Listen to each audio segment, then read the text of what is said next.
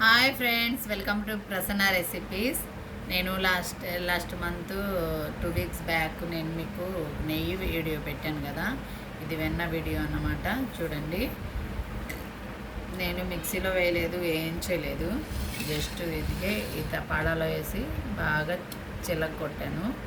ఇలా కొడితే ఇలా వచ్చింది. ఈ వాటర్ పక్కన పెట్టేశాను.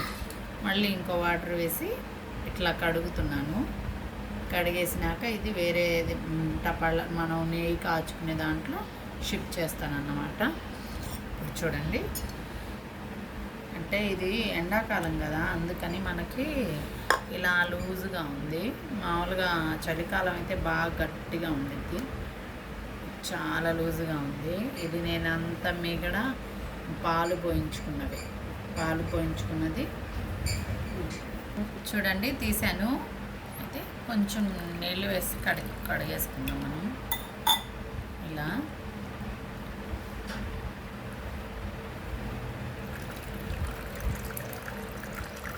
ఇది వెన్నపూస అయితే బయటికి ఏం పోదు.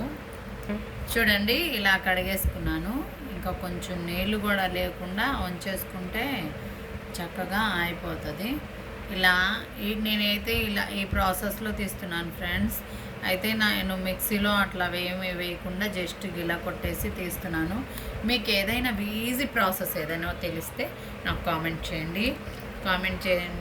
కొత్తగా నా ఛానల్ చూసేవాళ్ళు సబ్స్క్రైబ్ చేసుకోండి. నేను పెట్టే ప్రతి వీడియో మీకు నోటిఫికేషన్ వచ్చింది. ఇది ఎంత కరగబెట్టినాక మళ్ళీ చూపిస్తాను ఫ్రెండ్స్. బాయ్.